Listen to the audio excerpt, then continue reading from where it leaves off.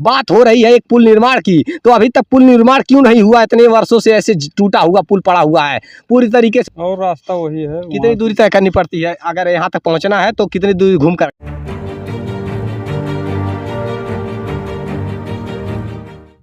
नमस्कार, मैं राजीव रंजन, आप स्टेट प्राइम न्यूज़ देख रहे हैं। अभी हम दरअसल आए हुए हैं तहसील कैंपियरगंज के अंतर्गत।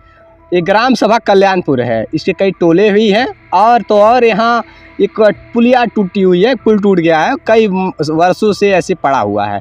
इसको लेकर के कई बार खबरें बनाई गई, लेकिन कहीं न कहीं यहाँ के जिम्मेदार नेताओं ने ध्यान नहीं दिया। अभी मैं आपको बता देना चाहता हूँ, ये रोड देख लीजिए, बहुत अच्छी पक्की सड़क बना दी गई है।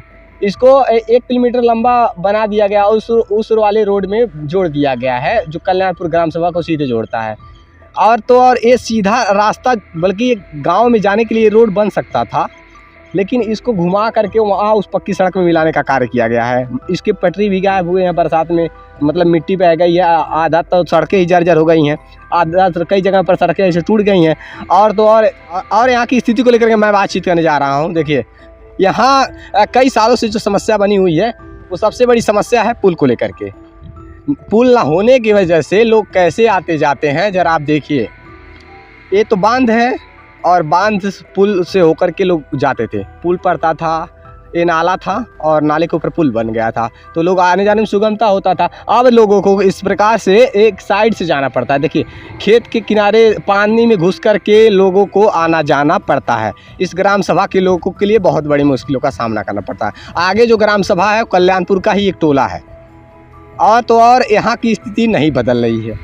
ये चाहते तो सांसद विधायक मिलकर के स्थितियाँ बदल सकते थे, पुल का निर्माण करवा सकते थे, लेकिन आप हालात देखकर समझ सकते हैं कि किस प्रकार की स्थिति बनी हुई है। इस बांध के किनारे बड़े बड़े बोल्डर भी लगाए जाने का कार्य किए गए थे, बोल्डर सेट किए गए थे, लेकिन उसके बावजूद भी कहीं ना कहीं जब ये बाढ़ आई हुई थी कई वर्ष पहले, तब ये पुल टूट गया। पुल इस प्रकार से टूटा कि अभी तक दोबारा से इसका निर्माण कार्य नहीं हुआ। यहाँ पुल नहीं बनाई गई, जिस प्रकार से ध्वस्त है ध्वस्त ही रह गया। आने जाने में बड़ी मुश्किलों का सामना करना पड़ता है लोगों को। और मैं आपको बता देना चाहता हूँ, एक बार देखिए साइकिल से वो व्यक्ति किस प्रकार से जा आ रहे हैं। ये यहाँ के जो जिम्मेदार नेता हैं, मैं उनसे बार बार यही कहना चाह रहा हूँ कि ये पहले पुल बनवाइए। अगर पुल बनवा देते तो आज लोगों को पानी में घुसकर आना जाना नहीं पड़ता। मुख्यमंत्री का शहर गोरखपुर जनपद है और यहाँ पर पुल टूटा हुआ, जर्जर पड़ा हुआ है, किसी नेताओं का नज़र नहीं पड़ रहा। देखिए वहाँ पर किस प्रकार से पानी में घुस करके आने जाने के विवश हैं लोग। वहाँ पर देखिए कितनी मुश्किलों के साथ होकर के आना जाना पड़ रहा है। आइए हम लेकर चलते हैं करीब और दिखाते हैं। इसके पैंट मोड़ करके जाना पड़ रहा है, कपड़े उठा करके जाना पड़ रहा है। यही हालात, इसी स्थितियों को सामना महिलाओं को भी करना पड़ता है।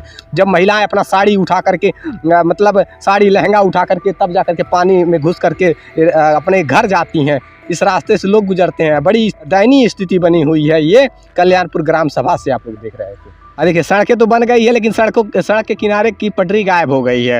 यहाँ दोबारा मतलब यह मिट्टी डालने का कार्य भी नहीं किया गया है। रोड टूट रहा है, रोड भूक्षरण हो रहा है, मिट्टी बह गई है, टूटा हुआ सड़क दिखाई दे रहा होगा आप सभी को। आने जाने में लोगों को मुश्किलों का सामना करना पड़ता है। आप देखिए एक भाई साहब हैं जो पानी को पार कर रहे थे, नाले को पार कर रहे थे। आइए बात की, क्या नाम है अभी आपका?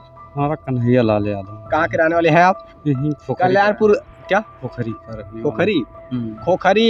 कौन से ग्राम सभा में पड़ता है? ग्राम सभा बजही।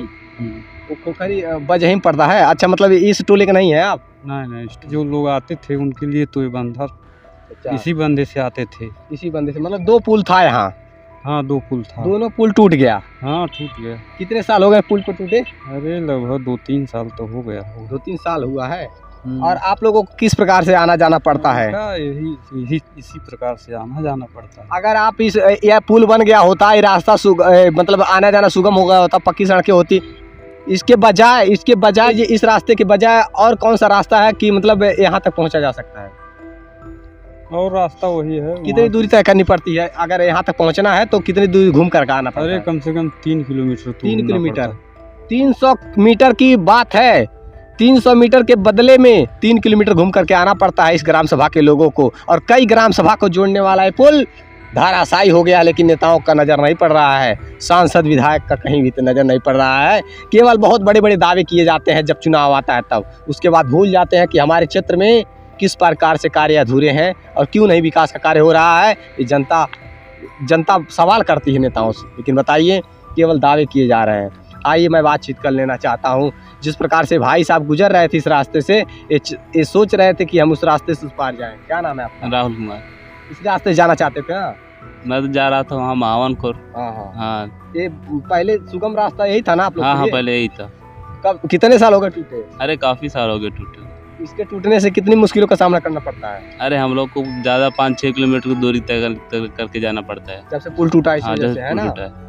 यही सब स्थिति बनी हुई है। बताइए, आइए हम लेकर चलते हैं उस पानी में, वहाँ पे जहाँ जिस रास्ते से मतलब घुस करके आते, जिस पानी में घुस करके आते थे लोग, मतलब एक नाला बह रहा है, नाले में घुस करके, नाले को पार करके तब जाकर के आना पड़ता है। देखिए ग्राउंड जीरो से आप लोग रिपोर्ट देख रहे हैं, ये स्थिति बनी हुई है कल्याणपुर ग्राम सभा से। कई गाँव को जोड़ने वाला था ये पुल, लेकिन टूट गया है तो अभी तक नजर नहीं पड़ी है।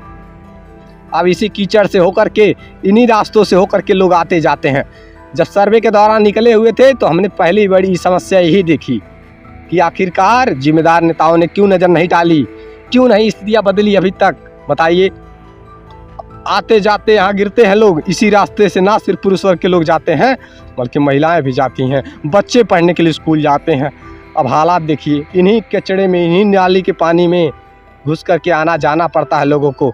इतनी मुश्किलों का सामना करना पड़ता है, ये गंदगियों में, इसी पानी में घुस करके आना जाना पड़ता है। महिलाएं जो अपना वस्त्र पहनी हुई रहती हैं, वस्त्र को उठा करके तब जा करके इस पानी को पार करती हैं, इस नाले को पार करती हैं, तब जा करके अपने घर जाती हैं, अपने गांव पहुंच पाती हैं। ये इसका जिम्मेदार कौन है? क्यों नहीं विकास हो पा रहा है इस क्षेत्र में? यहाँ पर भी तो विकास के कार्य होने चाहिए।